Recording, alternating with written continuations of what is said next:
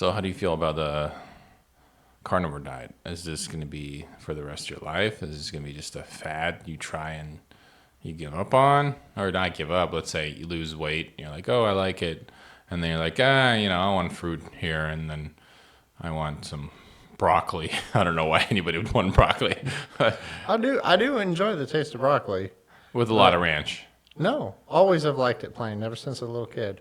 See those videos of the children like turning their nose up at it. Yeah. No, I've always enjoyed it. But no, I am finding myself in uncharted territories I did not expect to be in. I had an expectation starting this that I would start to feel very bad very quickly. Okay. In some respect, whether it was maybe detoxing or adjusting to not having carbohydrates. As you know, I'd already started a very calorie restricted diet leading up to this.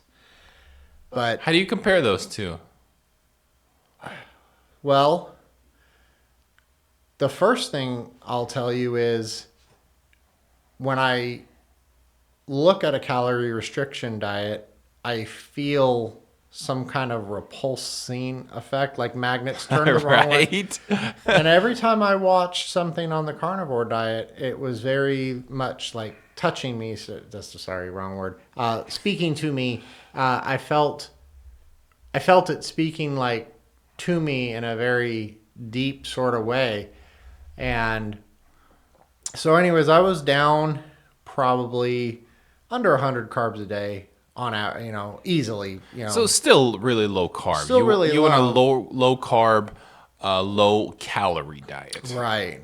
And I lost a little over 20 pounds. Sure, that's not bad. And That's then- pretty good. And then we had Easter, and that really messed with it. I had an influx, and then it took a long time just to basically catch where I had been.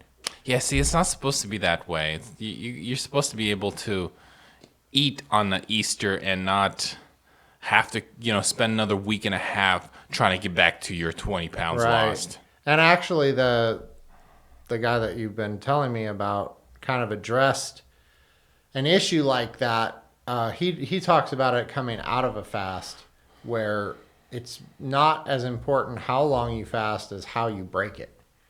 Yep. Yeah. Okay, so, I kind of had been on this really good trend, and then we had Easter, and, you eat mashed potatoes. Easter lasts a week. I understand. No, I didn't. No, No, we really did good. We sent everything home with everybody. I only had some Easter leftovers for one day afterwards, and we were done. We'd sent everything home with everybody else, and it didn't train wreck me. It just put the brakes on, just stalled everything out. So how? What do you mean? Because I don't understand. Okay, so let's say you're doing, restricted calorie eating 1,500 calories a day, which is, very little, I would say, so for a man your size. Easter, let's say you do 3,000 calories. Or 5, yeah, but okay. How can you do 5,000 calories? Is this just a guess? No, that's pretty accurate. Roughly 5,000 calories for that day. Not the, yeah. Because 5,000 calories, let's say, it sets you back probably like 4 days. Right. But, my body, I'm always learning it. As I get older, I have to relearn it. Something that we should talk about a little bit later in this segment is, my actual fitness level. So we'll come back to that. Okay, so back to the calorie restricted diet. And well, you were doing specifically like low carb, low calorie.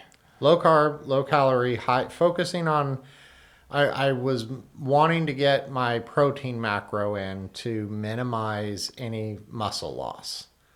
And I probably lost, according to, my cheap digital scale, like 3 pounds of muscle.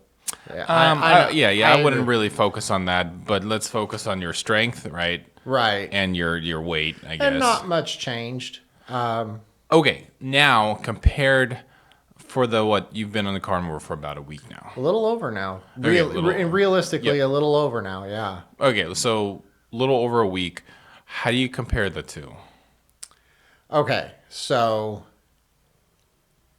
there's no comparison. It's not the same thing. As I've talked to you, Are you eating the similar amount of calories? I'm blowing calories out of the water. I'm probably Really? Yeah. I told you today, I had like 3 hamburger patties, and Well, that's like maybe 600 calories at the most. according to their little chart, it was 600 calories a piece. What? So, but give that whatever. But I didn't even worry about it. And then I threw a couple sticks of butter. Not sticks. Yeah. Well, that's the whole point with carnivore diet. You don't worry about calories, Right. Because your body's not going to absorb those calories. I did the math on the brisket. So the amount of, and that's what I'm eating right now is the brisket.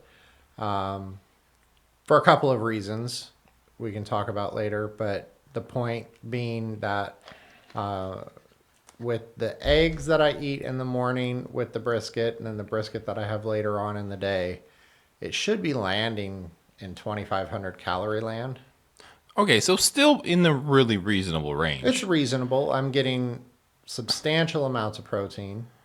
I can't compare that. Like I am probably at 1,500 calories. And I could guess immediately because as I was walking through the carnivore diet door, I was like watching as many TikToks as I could just to get Sure, it sure, right, yeah. and watching carnivore mistakes, and everybody kept saying, "Don't limit your fat consumption." Sure, And sure. the big mega bulk of your calories is going to come from fat. So I showed you that one little diagram: eggs, butter, beef, and it's 30% calories from 30% calories from protein, 70% From calories from fat Well, don't forget, fat has more than double of the calories per gram. per gram. Right. So it doesn't Yeah. seem like a lot of food, but all the calories are in Sure, there. sure. So immediately, it's like I'm always satiated. Fascinating. Okay, because like, for example, you and I started about the same on this carnivore adventure of ours. Are you doing it too? Yeah, believe it or not. Yeah. Well, Mind blowing. we're gonna have to talk about your results next. Yeah, mine's a little different. Here's the problem though. I'm also quitting coffee. So this is like, because I was going less and less and less coffee every day. So Monday was my last, like, it was a half a cup. Okay. So, but those other days, because I was having like 3 cups, then I went down to 1 cup for like 4 days, and every day I wasn't feeling too well. And then Monday was a half a cup, and then Tuesday, Wednesday was no coffee, and finally today I'm feeling about right. Cause so like I'm doing kind of maybe too much at one time. I quit coffee, but you're not supposed to be drinking coffee and carnivore anyway. But I stopped too, and I stopped. About the same time when you did carnivore. Yeah, because Interesting. I had Saturday and Sunday to. But I have really bad withdrawals from coffee. Strange. So that's what my body like is Yeah. so much more sensitive to caffeine. So that's why I had a really hard time. How much? Just let me ask you this, because my roller coaster addiction with caffeine. I'm known to drink 600 milligrams in the morning. Like I used to drink 2. I don't know how much you drink. I don't think it's a lot. You know those scoop it comes with? Is it instant coffee or regular coffee? Regular coffee. Okay, yeah. So a big can. Yeah. Costco can. So the scoop it comes with. Right. I do like maybe 3/4 of that scoop, maybe a little less. Okay. And then it just, in the little coffee thing where you press it down. French press. Yeah, French press. And then I drink that entire thing. So it's pretty light. And super diluted. Yeah. So you're drinking. Okay, so you're. I would dark guess, tea. Right. No, I would guess well under 200 a day. Possibly, yeah. But it still like affects me quite a bit. Are you getting caffeine. it any other way? No. I'm not. No. Okay. It was just that. Anyways, so once that went away, the coffee, the caffeine cravings, I'm feeling a lot better. But I'm thinking like, how are you? Maybe I'm not counting my calories as much as because I'm not. I'm not counting my calories whatsoever. Like, so I eat a big steak. How many do you think calories is that? I think 900 or Well, it's 1500. really going to depend on the steak, first of all, and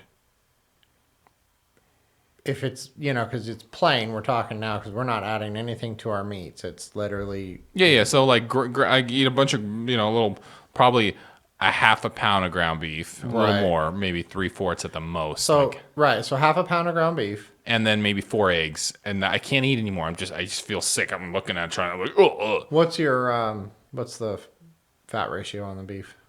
It's the fattest beef, like 80% or 75%. Because you can get 70. Oh well, yeah, it's whatever Costco has. Yeah, that's all I shop is Carnivore's Costco. dream. I know. I was to suspect. Like, are you weighing any of your food to know? Yeah, no, I'm just huffing Just it down. eating Yeah, it. I don't care. I don't want to know. I don't, that's the whole point of carnivore, right? Is just you're supposed to eat, and your body's supposed to tell you what's right, what's wrong. A little bit, yeah. I mean, I think I do take a bite of a butter, and it for some reason it's so delicious. good, right? Yes, I've never had that experience. Like at first, it's kind of weird, but as I'm chewing it, it's like this sweet, I don't know, almost sweet. Yes, almost yes, salty. yeah, I know. yeah. So It's fantastic. Um, But I've been adding a lot of butter to the ground beef, to the steak, so that adds a lot of and calories how as often well. are you eating? I don't know, maybe once a day, big meal, and then like maybe 2-3 eggs on the side, like a second meal. With just eggs?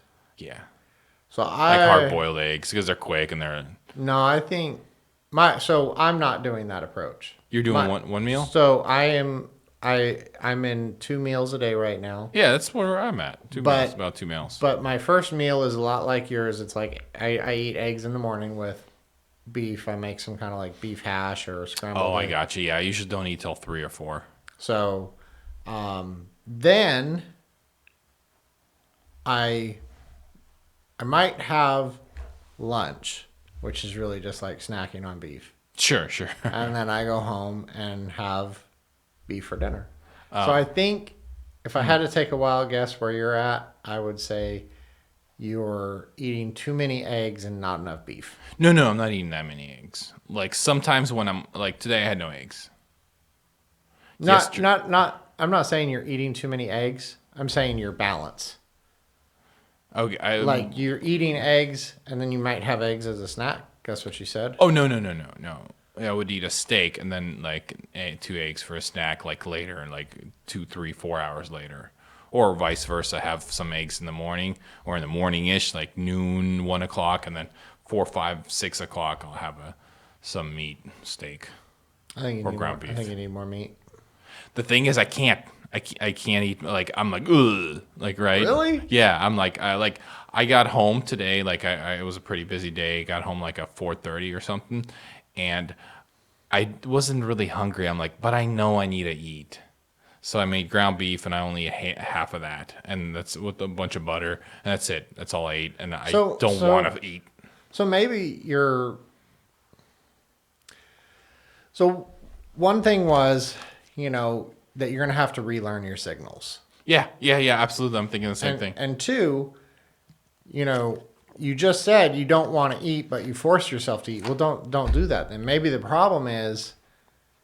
I'm kind of hungry. Oh, Like, okay. I'm kind of hungry. That's the thing. I think you're right on the point of relearning your signals. We've been so busy with our, all you can eat lives that we forgot what those hunger signals are. Now, remember, like the whole we're retraining ourselves, like to, like, or how it's sensing insulin, right? Because this is like one of the biggest things I'm trying to do with our carnivore diet here is reset my body to sense insulin, to react to insulin Right. properly. I think that is the biggest things you could do. Resensitize to sensoline. Resensitize to insulin. That's why like a lot of people call it the either the elimination diet or the healing diet. Because I'll tell you this, man, like over the last 10 years, like around 30, I started to go on this a little earlier, but this is like hardcore. Uh, 10 years ago, yeah, about that's when my dad passed. And it like kind of hit me like, I need to figure out what's healthy, what's not healthy. I've been on this journey of trying to learn, like always audiobooks, YouTube podcasts, shorts, TikToks, everything I could find, consume about diets. And I kind of started with the whole vegetables, vegan, raw vegetables, raw juicing. I juiced. I straight up did nothing but juice for, I think, 13 days. I I couldn't go any longer at 13. I felt sick, like I wanted to throw up, like with nothing in me. Like I felt nauseous after that. I'm like, this is not it. Then I tried raw vegetables, and ever since then, like I've been on, trying different things, different types of diets. And just to clarify, when we use the word diet, it's not doesn't mean you're trying to lose weight. Diet doesn't equals trying to lose weight. Diet is what you're eating, right? Right. So there's a miss. No, we're using the clinical term Exactly, diet, but like it's used so incorrectly nowadays. Are you on a diet? no, I'm Yeah. going. No, I'm going on a diet. Yeah, exactly. I'm going on a diet. Like the diet is, my seafood diet. I seafood, I eat it. Right. So, anyways, and now like I tried carnivore. I tried carnivore multiple times. I think 2 or 3 occasions. And I did it at some point, but I did it wrong. I did a dirty carnivore because I used to buy like seasoned meats, thinking that was carnivore.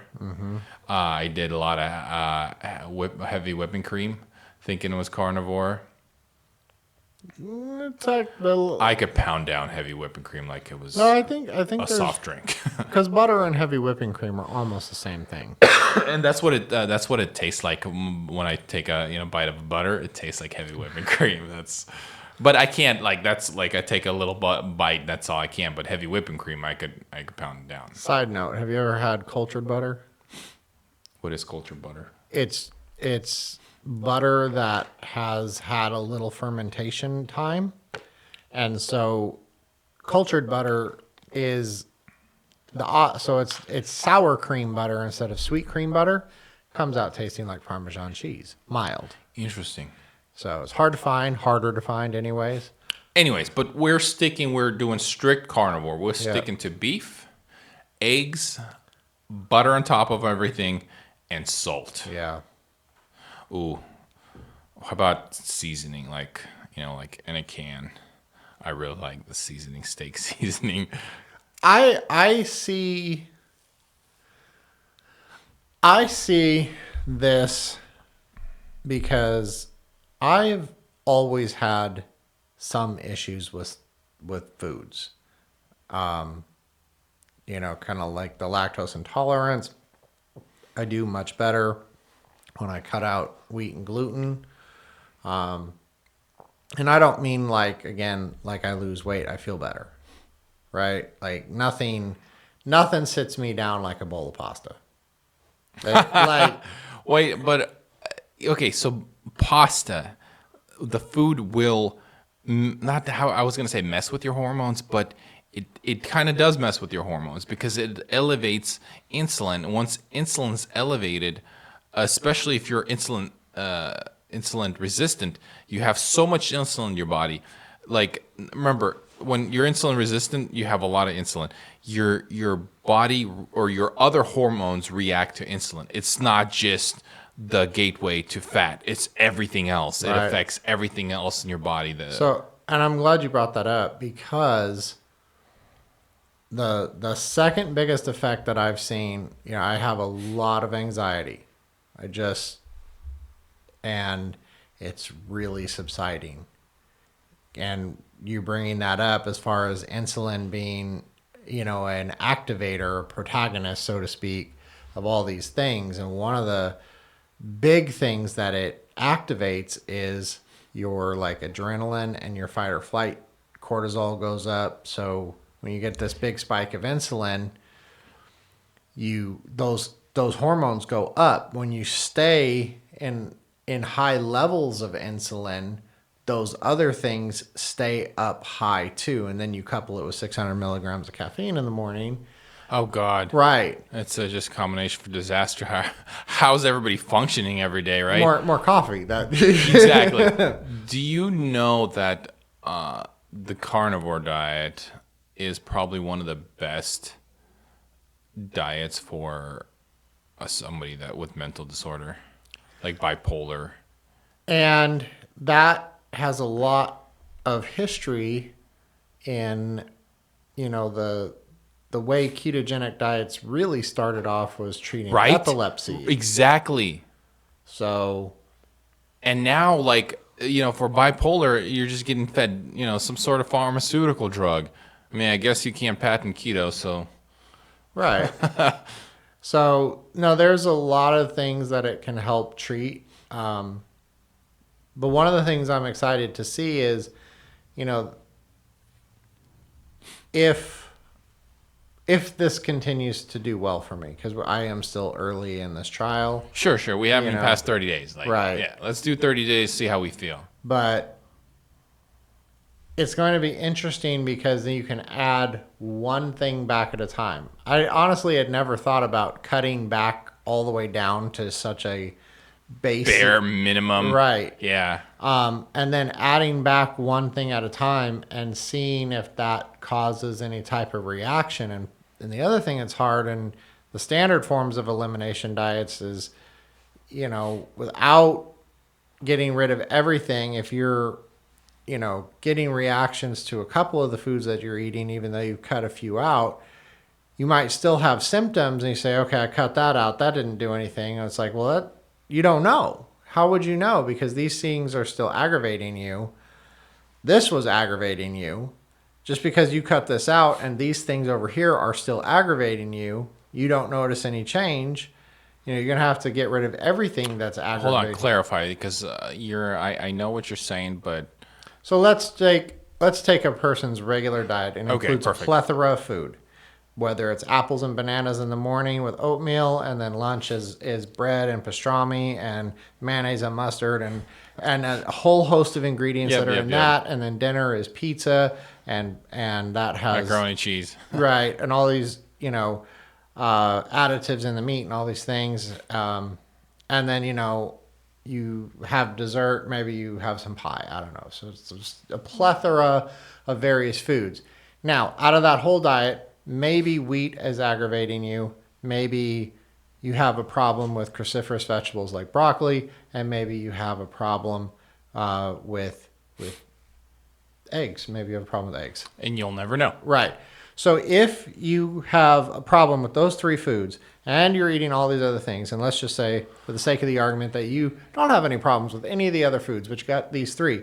So if you only remove the eggs that are bothering you, trying to find out whether eggs are bothering you or not, there's still these two other foods. It's impossible. Right, because you're still ingesting 20 other foods that you just ate. But for the sake of this one, just to keep the example simple, like I said, you got a plethora of food. You got three things that are bothering you.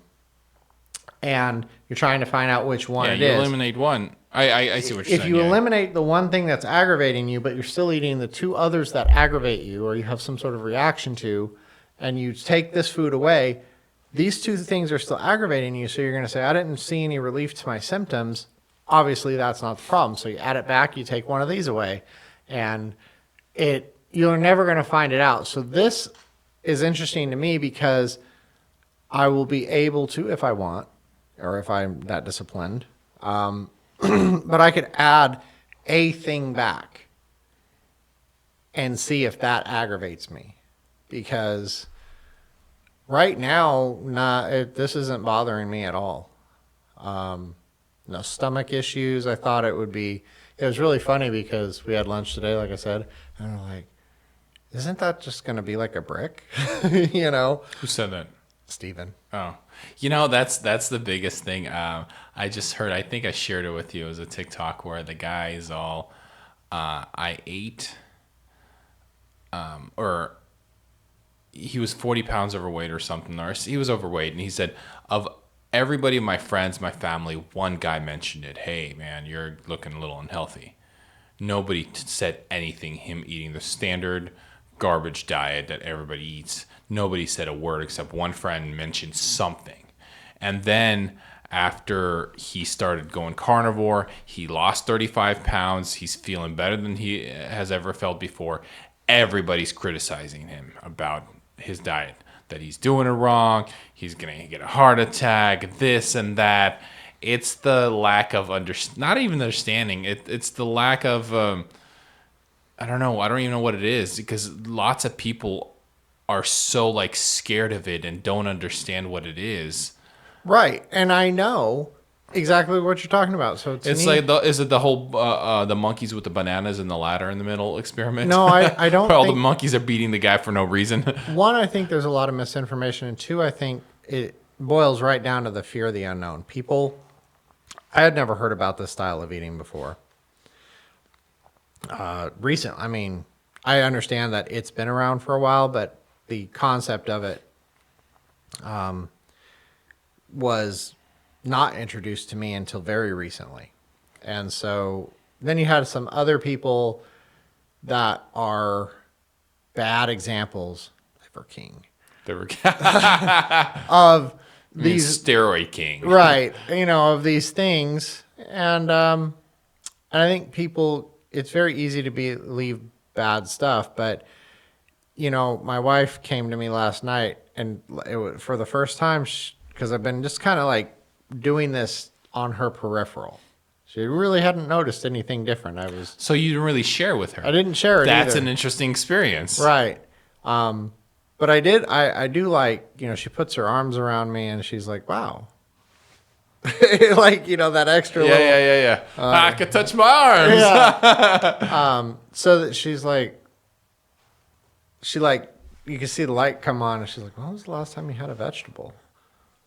I was like, I actually don't You're really. like, ugh, vegetable. And I'm not against them at this point, but I mean, we could talk about, like, are the vegetables trying to kill us? I really do want to do some more research, because listening to the people talk, like there's 60 times more not 60 times. There are 60 some odd number of, carcinogens in X plant, broccoli. We'll just say, we'll bash on broccoli today. Sure. That's broccoli, spinach. We could do spinach. Spinach is like terrible. Yeah. That's straight up poison. I used to love eating spinach. Yeah. With a lot of ranch, of course. Of course. So I don't know that to be true, that there are all these like phytotoxins. And I'm not saying that there might not be something. And I mean, there might. Well, that's the response. That's the how is the plant gonna survive in the wild? I understand that might be true, but I don't know that. And I'm not dismissing it either. I'm just saying that I don't actually know that this chemical ingested into a human actually causes like a poisonous effect. Because there's a lot of things that, like, we can eat chocolate, we can process theobromine. Okay, the active chemical in chocolate. Okay. A dog can't eat chocolate because theobromine has nowhere to go. It doesn't cycle out of their blood system. They have no way to filter that out. Right, they have no way to deal with it. You can eat watermelon seeds and they pass right through you like sure. Like so nothing. they don't affect you whatsoever. Right. So I don't know that just because the plant has a phytotoxin or 60 phytotoxins or whatever they're claiming are carcinogenic compounds to us, the people I hear are saying that they are harmful to us, but I don't know that to be a fact. And then the one guy I just listened to, he was saying that the way they passed being able to use pesticides was they've known about this. They're like, the level of pesticides that make it onto your food at the end of harvest and everything, in comparison to it's less than actual lettuce or but like broccoli. By the guy said by orders of magnitude. Yep. And I heard that. For anybody who doesn't know, an order of magnitude is something to the 10th power. So basically, a pesticide so minute, it's nothing, absolutely nothing. in comparison to what it already has. That is pretty wild. So let's look at this logically. We go outside. There's probably hundreds of different bushes and grass and trees around us, right? Can we eat any of it? Well, if you know. So pine needles are, there's an old pine needles, pine nuts. But pine needles, if you're ever stranded in the woods, you can't get anything, you can make pine needle tea and get your vitamin C. Get some calories out of that? No, vitamin C. Oh, well. No, but we're talking about calorie extraction, right? You can eat the pine nuts, and there are... Sure, there's pine nuts, but let's say, here's maybe a better way to ask. What is the percentage of plant life we can eat without dying? Not very many. The only one that I for sure know and love, my favorite, blackberries. Well, sure. Blackberries, blueberries, if you're in the right location, raspberries. But generally, if we go outside into the woods, there's very little we could eat. Right. It is I don't know, 3% of plant life we could eat, maybe less. Probably less. So, and then let's look at the animal. What is the percentage of animals we could eat? I mean, it's high. It's pretty high. It's up there. So, you could almost say, does that tell you that we're predisposed or we're evolved or we're created to eat meat? I think humans have gone one way or the other, whether created for it or adapted to it. We have the ability. We do, yes. To, there is a reason why your brain can run on glucose or ketones, absolutely. Because somehow in all the stuff, it knows if you can't get enough meat to sustain your existence, eat a bowl of rice. Okay, ultimately, we're so designed that we could almost eat anything and survive. Right. Right? Not anything, but lots of grains, vegetables, fruits, and almost any type of meat, fat. Right? We could eat most of it. Then let's compare our stomachs. So you get a sheep and you get a wolf. What are our stomachs closer to? Yeah, we're definitely way closer to a wolf. We're not even close to a sheep, right? Sheep obviously eat shrubs and grass and little things in the ground. And goats eat them all. yeah, exactly. Cows, I mean, I call myself second-tier vegetarian, actually. Right? Yeah. I know. I just like my vegetables after they've been processed. Yeah, exactly. Thank you very much. So I'm gonna get you a big Texas hat. Exactly. So ultimately, I mean, I think we just thrive better eating meat. Why are we? For example, Southeast Asia has the heaviest issues with diabetes. Right. They don't eat a lot of meat. They eat a lot of carbs. I was surprised to see a lot of the statistics on some of the things that I thought were only happening over here. Yes, right? And I found out it was worse there than here. I was very surprised. Right. So, but I also know somebody brought up a really good point, and I think that's a good segue to talk about it. There's cultures that have lived reportedly very long times, and they really have a carbohydrate-centric lifestyle. There's one culture down in South America. I told you they almost predominantly eat corn and alcohol and drink. They eat. Yeah, but corn is a modern thing, though, relatively speaking. Yeah, but they if you take 50,000 years. When was corn started? 2,000 years ago? Well, but the point is the culture there, they live long. Okay, I see what you're saying. Right. Just by modern standards currently. Okay. Right. And as far as we've been able to keep kind of a track of them, they're a very, 90 to 100 all the time. They have no modern medicines. They have, what they do is their lifestyle demands tremendous amount of exercises. Well, again, that is another huge thing to curb insulin is exercise. And specifically, as I keep learning more about you have to deplete the glycogen out of the muscles. Exactly. If you just you could literally just walk around all day and almost do nothing. Some part of your day has to tax the reserves out of the muscle so that it can pull it out of the blood and put it back in. And that is critical. But there's another culture, Japan, Okinawans, they live a long time. Absolutely. And what I'm trying to segue towards is not everybody's body, not everybody's heritage responds to things the same way. People who take the glucose solution respond differently. I take the same glucose solution that you take. You watch our blood sugar, you watch our insulin levels. We are not going to, even if you account for our body weights, we are not going to have an equal reaction. One of us is going to go higher than the other with the same amount of ingested glucose. And a large argument for why that is gut bacteria. Oh, I was going to actually touch on that. Fermented foods. Right. How important are fermented foods? Is meat kind of fermented food at some point in our stomach?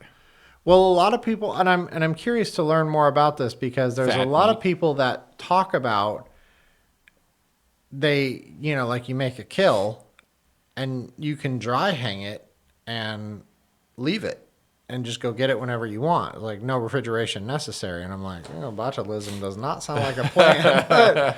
but I've often thought about, if you could eat clean enough, maybe even raw meat is, Well, no, I mean, now we could get into the raw meat diet. Like I've never seen. I've seen a lot of it. Have you ever looked? No. No, it's all over the YouTubes. All over the YouTubes. My algorithm hasn't caught up to your Oh no! algorithm. Okay, no, I got into this a long time ago. It's pretty much when I was, researching a lot of different types of diets, and I was researching vegan diet, and then a lot of stuff came up was the carnivore raw meat diet, and a lot of people are doing that, and now I'm thinking like, why do we even cook meat? And Is it because it's processed through so many different hands that you have to cook meat? So there is that. We're in a time of overabundance of caution. Sure, absolutely. But there is another reason. So nutritionally speaking, one argument, and I learned about this a long time ago, why did we grow these enormous brains and evolve the way we did, had to do literally with inventing or discovering fire and being able to cook the food. And the reason why it's important is because the fire does a lot of the digestive work for us before we eat it. Fascinating. So when you basically, to measure this, they take snakes. They take a piece of raw meat and a piece of cooked meat. They feed it to the snake. They measure the gases excreted from the snake as it digests this piece of meat. The snake that has had the cooked piece of meat excretes a lot less gas That makes sense. because he's not having to exert as much of the energy to break that food down. So cooking food, besides sterilizing it, killing all the living good stuff for you, it basically Speeds up the digestion. Right. And absorption. Yeah. So, I mean, speaking of gas, there's like almost no gas in carnivore. Like almost none. And very little waste. Yeah, absolutely. I'm like it's starting, it's weird.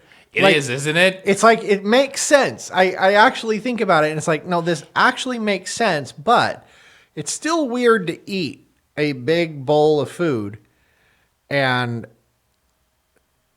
Have very little waste after it. right. It's like, And one of the things that I've always been frustrated with is, frequency of having to use the bathroom. Always been frustrated. I'm like, why am I always going? Like all the time.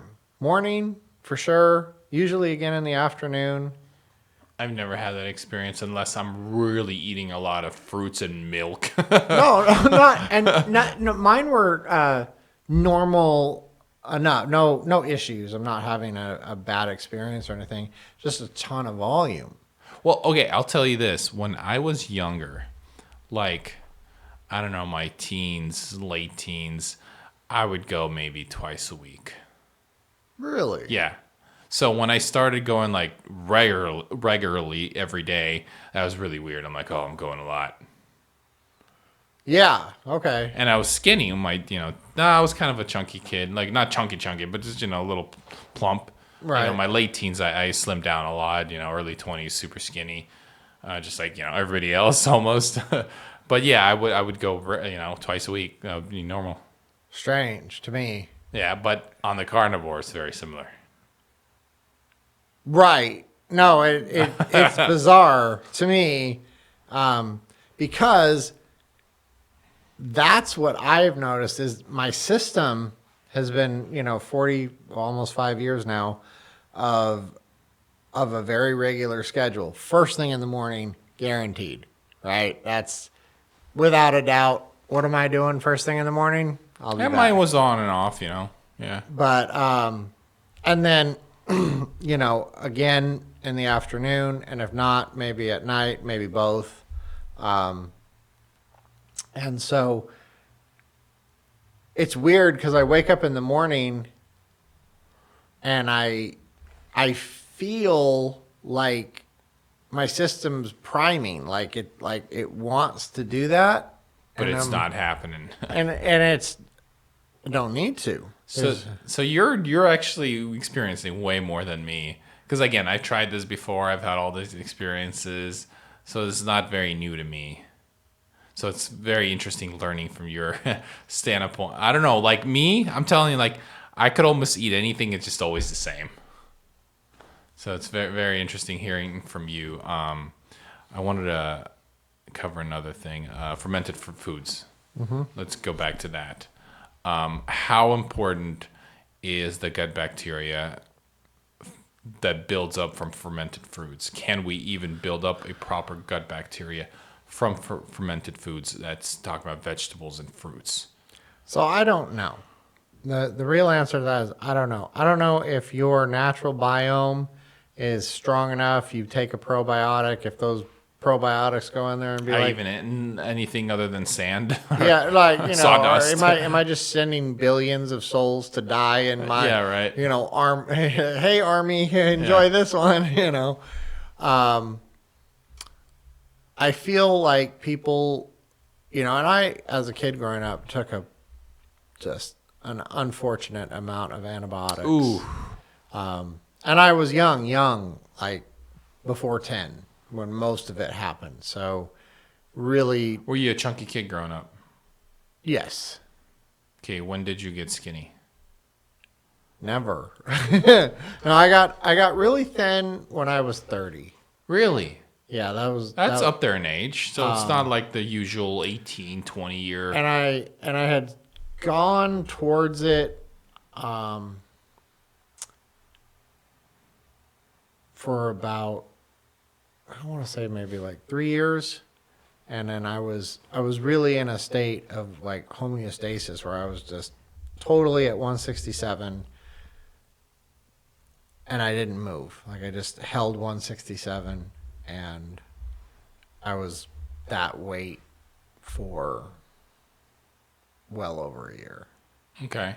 Okay, so maybe 2 years So leading you kind up. of figured something out at that point, maybe? I did. That's why I talked to you about the raw food detox diet book. It's like, it was amazing to me. It talks about living food and the importance of enzymes and Somebody's idea, right? Because ultimately, I mean, you go back to there's there's like, we read these books, and like that's why I was saying, like, my 10-year journey of reading so many books, reading or listening to so many podcasts, and like, you know, all these studies. A lot of these studies are really, they only tell you what the person paid to do the study wants to know, right? Right. And like, it's skewed many times. I forgot, there was a famous book. They did like a rice diet in so many different countries, and they're like, look how good it did. Look how improved everybody's health. And it was like 12 countries, but they only included 7 countries because the other 5 countries did so bad. It was like terrible. So they didn't include those, but they only included, you know, the countries that did marginally better. No, and I think a lot of these things you really have to listen to yourself. You know, I like to kind of go back to that thing when I was hearing about this diet over and over. It was like speaking to me. There was a resonance with me. Interesting.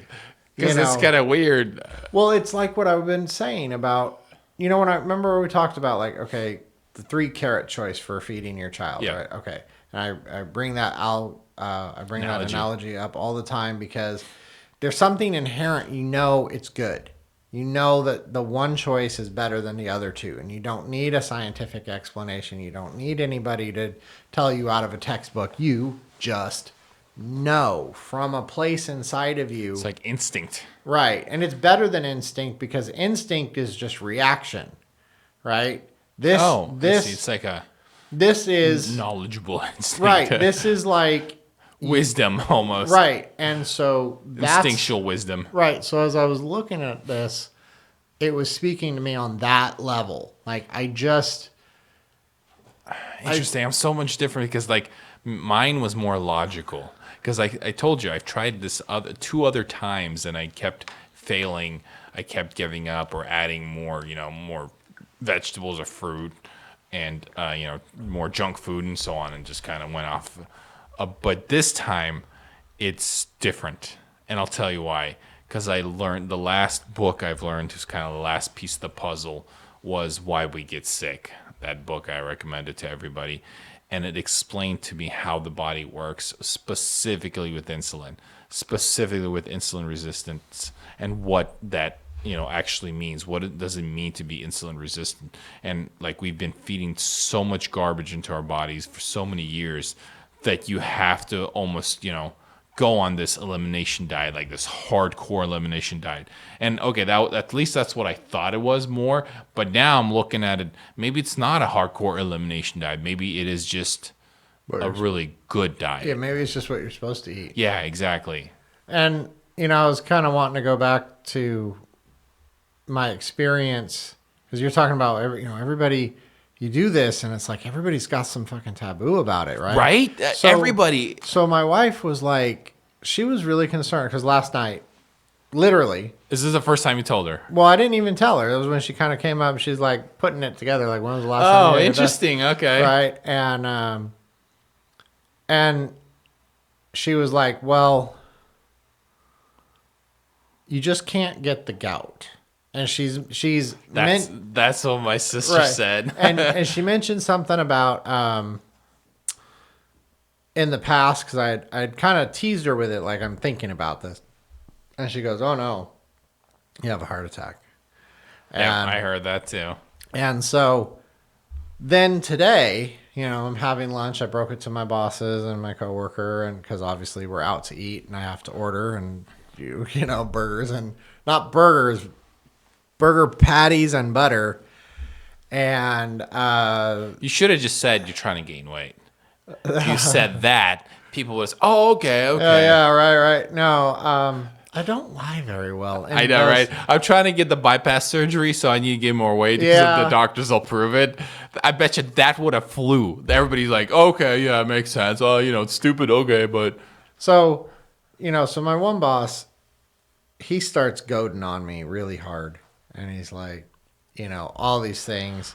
And as he's having his salad, he goes, "Oh, I bet it's healthy." It's healthy.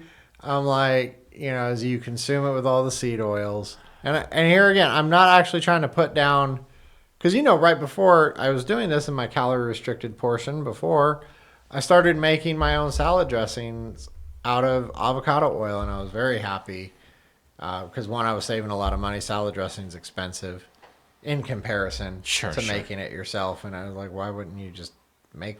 So you made your own avocado oil. Will you stop? I don't remember. No, I used avocado oil to make my salad dressing. Oh, I thought you said you're making your own salad dressing. I did. I am. Oh, but Are you making your own beef? Moo. Yeah, okay. Oh, we're doing the best we can with what we have. Okay, available. okay. No, I was kind of because why I say that because you told me about it. We were talking about it, and then I remember YouTubing avocado oil how to make it, and it's pretty easy. Is it? Yeah, it wasn't that hard. You How many- bake it, and then you extract it. Wow. It was actually really easy, so that's why I thought you were making your own. No, not yet. But look into it. But anyways, this is not the oil segment. We're This not. is the carnivore segment, so Yeah. let's stick with that. So, there was all this stuff that he was saying to me as he was having a seed oil. And here's the point of it. It wasn't what he was saying to me. It's that he's not looking at the other coworker who is eating a perfectly traditional meal with French fries, a white bun, right? That's normal. And ironically, my coworker doesn't like any of the healthy stuff, takes all of the, the Lettuce. tomato. Yeah, right, right. So my coworker's eating this. Nobody says anything to her. He doesn't say anything to his, to the other boss to boss. Sure. Who's eating a steak with mashed potatoes, right? So, yeah, and I like those videos that, here's the traditional Western diet and it's all these bags of chips and nobody says anything. And I've been thinking about that because, my wife, here I am eating this like beautiful brisket, I had some lamb chop leading into this. I made that lamb roast. And my wife's never like, I'm going to go get some Taco Bell. She's like, never looked at me with like some concern in her heart. Like, right? Right. Like last night, she was genuinely concerned, like. Interesting. And I think one of the things that we have wrong in this country, on a total sidebar, is we food shame people all the time. We go out to eat with people and then we criticize. It's like you eat, I remember That's a very interesting analogy because we don't shame anything. Oh, you have a bad job or something. right. And I remember my old, like some old levels of old bosses ago. Yeah. He would take us out to lunch all the time or breakfast all the time, and we would order. And mind you, he's inviting us. He's, like, let's go to breakfast. And then I guess we're not going to get any work done after that, after that meal, because we would eat, pancakes and scrambled eggs and all these things. And it's like, well, and I always used to be offended, like, if you're taking us out. And mind you, I was not by far ordering the most expensive thing on the menu. It just was my favorite thing, which happened to come with, all this, a lot of food. Came with a lot of food. And there was always some comment about it, like, oh, you're not going to get any work out of you today. Like, because I'm going to... Food shame. Food shaming. Food shaming is a big thing. That's very true. I've never had anybody like shame me about anything else other than food. Because when I was, this is when I was 33, I was also like really watching what I was eating, and all these employees around me, I would always ask them like, hey, what is it cooked with? What kind of oil? Or can I have this? And like being really picky in a way, they would all make fun of me that I'm actually, trying to be healthy. It's like everybody's trying to not look down at you, but almost like contempt or something. I don't know what it is. No, and Because I know it's not care. I know it's not worry. No, and when I was eating down, between like 12 and 1,400 calories, which some people might argue is dangerously low. It's quite low, yeah. It is, my wife never looked at me with concern. Like, I really wish you'd eat some more just you know. Yeah. You're not eating enough. You Right. sure you're okay? So food shaming is a terrible, terrible thing. Like I honestly, like you two, you know, I never see the people on the other side of the camera, and I'm not really sharing it too openly because if it doesn't work, I want it to not work based on results, not based on how everybody made me feel while I was doing it. Well, okay, hold on. Don't even say it's not going to work because there's the only way it's not going to work is if you don't do it. That's the only way. No, I meant it like because we are, at least I am, experimenting at this point with like 8 days. We're always experimenting Right. everything. If I get to the end of it and I have some kind of negative reaction or, you know, I'm not getting good results or whatever the case may be, if it ends up trickling out and I don't like it and I don't stick with it, I don't want part of it to have been influenced by how other people have made me feel. So people, basically talking down to you almost Right. is the cause of why you stopped carnivore and went on the regular junk food American diet. Because as we're having this conversation at lunch, I'm thinking about what's back at the office, and you know the snack bar. Yeah, it's just it's like the worst food. It's like cancer, right there. It's wrapped like, up cancer. feed my cancer right there. But I want to talk more with that about like positive results. Are you feeling? And I want to talk about mine too. But are you feeling any positive changes coming from this? Not really. Really? Okay. The only real positive takeaways is I'm not ever hungry. Okay. And it's simple. I don't I don't have to think, and because like previously I would think of what I'm going to cook, what I'm going to buy. The shopping list is very short. People say it's expensive. I'm not going to eat steaks every day. I can't afford this. What am I, made of money? Right? But it's not that expensive. It's actually pretty cheap to eat carnivore, especially when we're talking about ground beef. Not because ground beef is cheap, and it's kind of, not the cheapest food, but you're not going to eat as much as you think you will. No, and I think people are almost ignorant to the idea. Like they're so addicted to all these other things that, if literally I've watched like just a deli sandwich, a plain old regular deli sandwich, just go up and up in price. So our local deli is up to, I think, $8 now for. Isn't the McDonald's Big Mac menu thing like the whole what it's called? What's a Big Mac deal with the fries and drink? Like a Happy Meal? Yeah. No, the Big Mac meal. The number one? No. I was gonna say that too. I was gonna say number one. Yeah. I never. The meal, the entire meal, the Big Mac, the fries, and the soda. It's $17. Oh, I haven't seen that. Anyways, $17. Right. 1 pound of ground beef is $5. And it's organic. This is the more expensive one. Mm-hmm. Can you actually eat 1 pound of ground beef? Yeah, I can. Okay. Just to let you know, yes, I can. You can, but can you eat more than that? Yes. Oh wow. Okay, because I can't eat more than like 1 pound of ground beef. Last night I ate almost a pound of ground beef. Almost a pound. Okay, so it wasn't a pound. But it wasn't the only thing I ate that day too. At one sitting, no. Pound is where I'm really comfortable in the mornings. I really like a half pound of ground beef with 3 eggs. Really, I'm not hungry in the morning whatsoever. I have no hunger. I'm not hungry either. I just enjoy it. Oh, I don't even think I'll enjoy it. Like if I enjoyed it, yes, right now, because ultimately, like this whole food thing comes down to like pleasure. It's not really feeding ourselves nutrition. Like we don't go out and go, what is most nutritional today?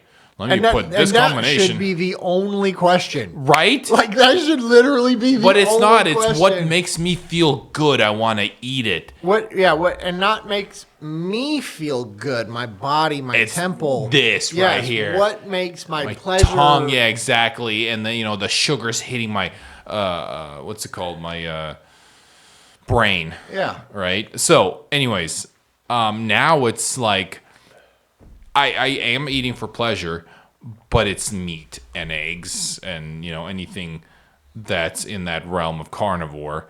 And if I put it in my mouth and it doesn't taste good, I'm just I'm gonna eat whatever I just put in, and I'm not gonna eat anymore, Right? Because I'm done. And that's like you were saying, where our signals are out of whack. We don't know when we're done anymore. And again, that is due to hormones. That is due to insulin and our sugar levels and how our body responds to insulin. And it is also in part due to the magical fairy dust that the Food and Drug Administration is allowed to get put in virtually everything, because there are so many chemicals that they have allowed to pass through. And it doesn't just stop at our taste buds. I mean, the bright colored, like, it's pleasing to our It's the visual, the taste, the feel of the food, smell, smell of the food. Yeah.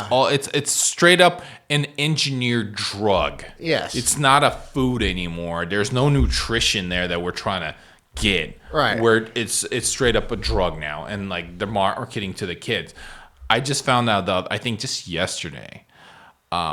Do you know, like, because a lot of this food is so processed, not with the chemicals, or let's not even include that, but with the machinery, that if they don't add certain things to that food, you will taste metal, because it's processed through so many, different little valves and tubes and, wheels.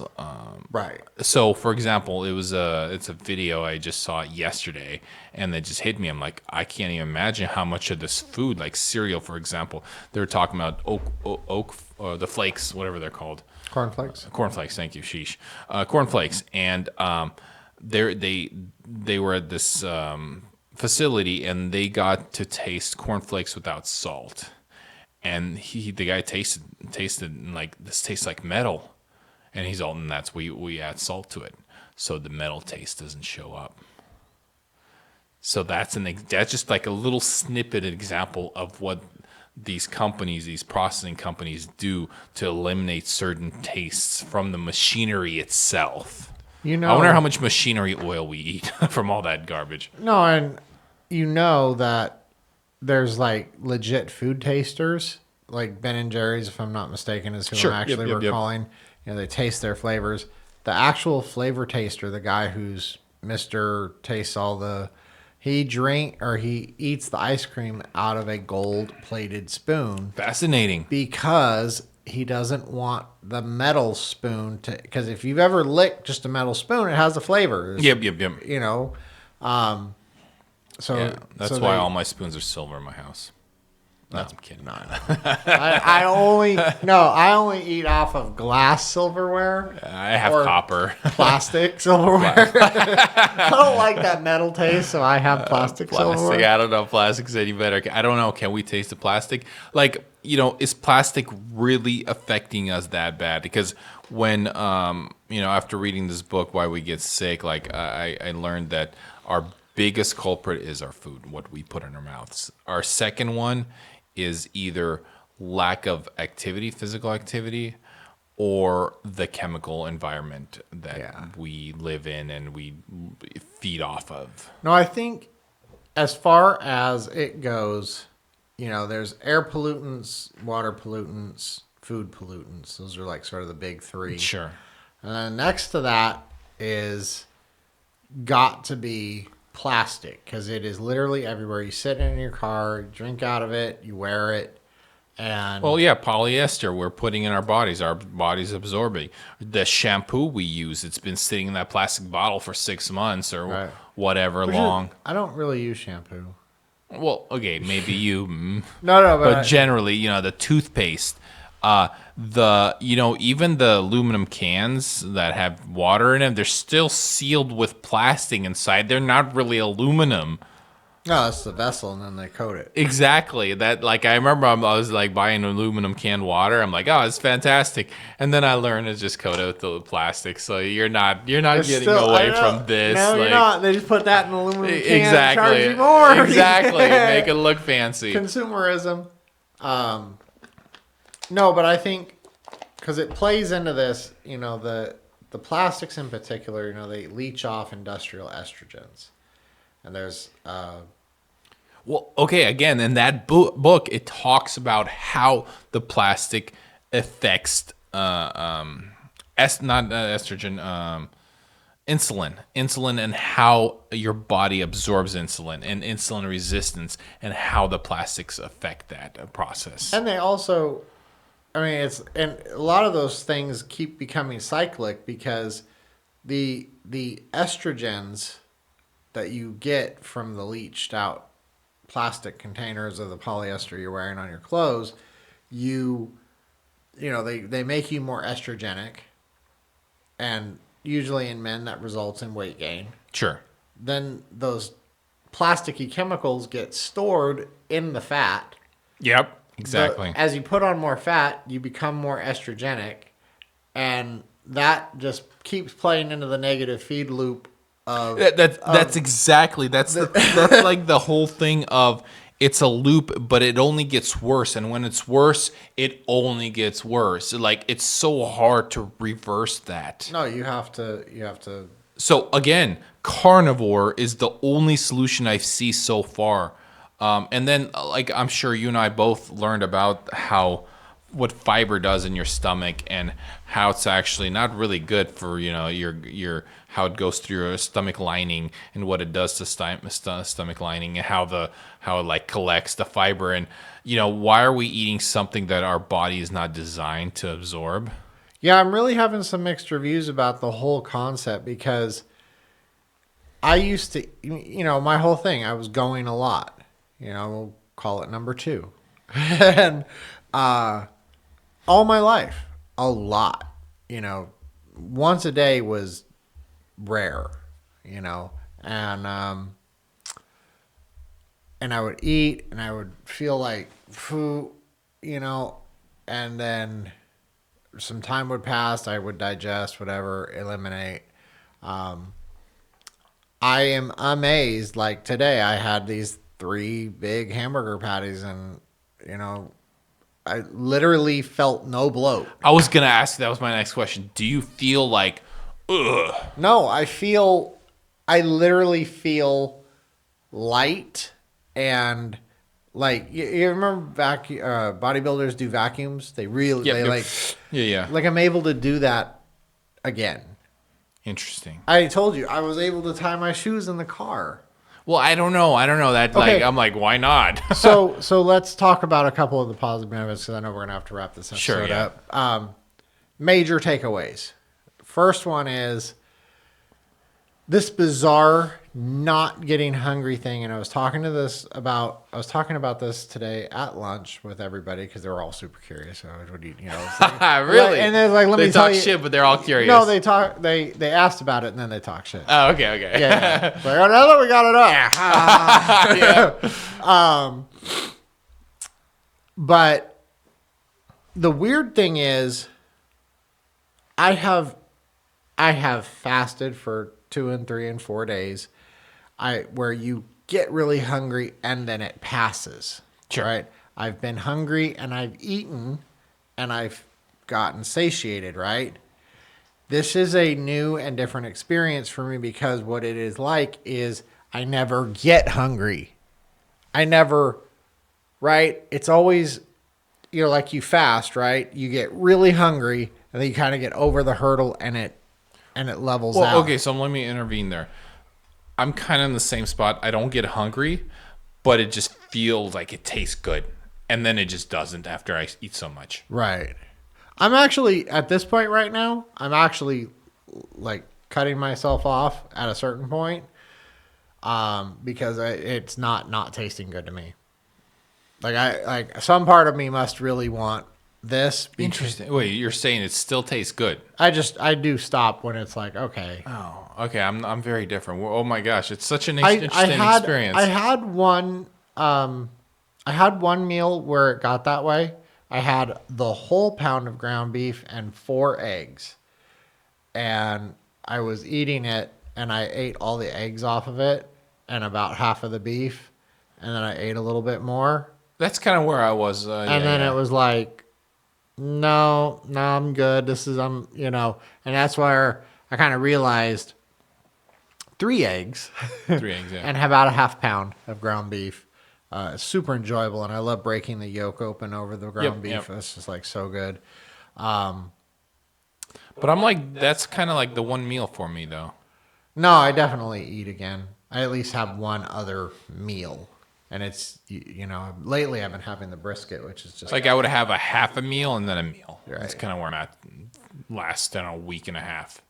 I just don't usually have eggs later. I usually have eggs in the morning because I like them and they're fast. And then I like some of the nutrition that's in the egg.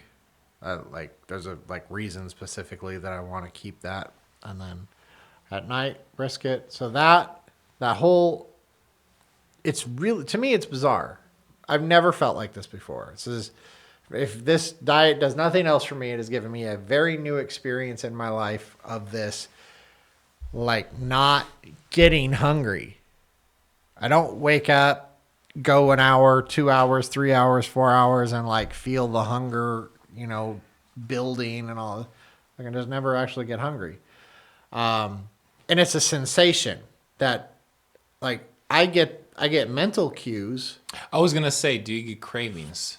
Like my kids are cooking. I'm making cookies, No, and the cookies smell really good, or no. some bread smells really I good. cut up a whole watermelon for my wife. I made her that sandwich. Oh my god, I would just fall over right there in a No, seizure. no, and I'm literally I know that it tastes good, and I think part of it for me is I know that I could just go we're doing 30 days right now. It's Sure. kind of our Yeah, thing. yeah. Okay, 30 days. At the end of 30 days, I can just go get a watermelon. I've had hundreds of watermelons in my life. I know watermelon very well. I know pastrami sandwiches very well. It's like everything in my fridge, I already have, and if all this goes to naught, then in 30 days, I'll just be. So I would say let's circle back in 30 days. Once we're both done 30 days, see how we feel, see how our weight feels, how much weight we lost. If any. If Or did we any. just, because, people are you're just going to. Yeah, I'm going to start telling people I'm just, trying to gain weight. Right. Yeah, and they'll go, yeah, okay. So let's circle back 30 days, see where we're at, see how we feel. Because it's a 30-day experiment.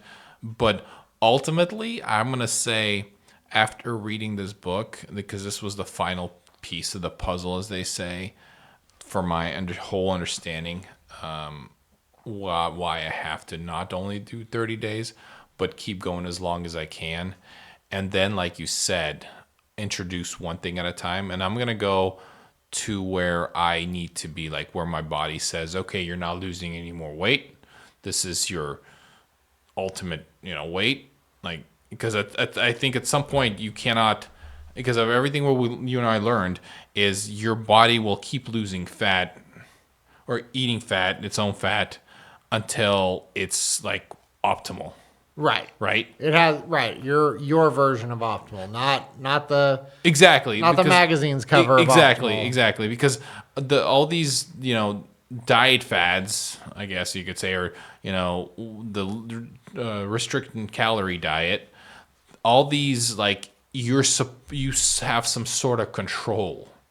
It makes you think you have some sort of control. You could just it's like a knob where you could control how much fat on your body you're going to have, right? Ultimately, you do a little bit, but your body does a lot of it, Yeah. and you have to feed it the right fuel for your body to do what it needs to do to be healthy. So the other 2 major benefits so far, real quick before we sign off, just definitely I believe it has to be a reduction of inflammation because besides the bottoms of my feet not hurting, I have a lot of back pain. And particularly lower back pain. And one of the big things about being able to tie my shoes, not just from not being so full in the gut, Like the flexibility almost.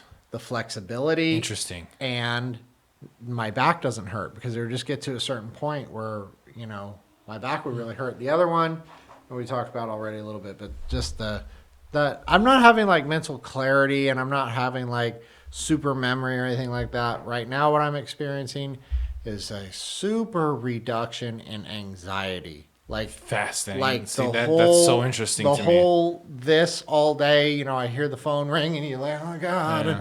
and you drive home. It's like okay. just Yeah, zen. it's just not zen. No. It's not, like I'm still alive. But it's like somebody has just dialed the frequency down. Fascinating. So- For somebody that doesn't really have an issue with that, it's hard for me to understand what you're talking about. But I don't know. Maybe my cues are so subtle, I'm not even realizing them. Well, I think, it's good to have some sort of comparison because a lot of this, like we talked about, you take a glucose drink, I take a glucose drink. Bodies aren't going to respond the same. Absolutely. You've got some issues. I've got some issues. They're not the same issues.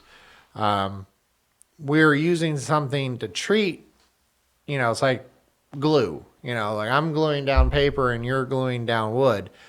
We're doing two different things with the same product. Yep. But ultimately we'll be able to get some good feedback from each other as we go through it and have some good, points. So to wrap it up, this is pretty much like our introduction to carnivore. 7 days. We're 7 days in. Just Right. a little over 7 days, but let's say a week roughly. And so far, nothing but good stuff.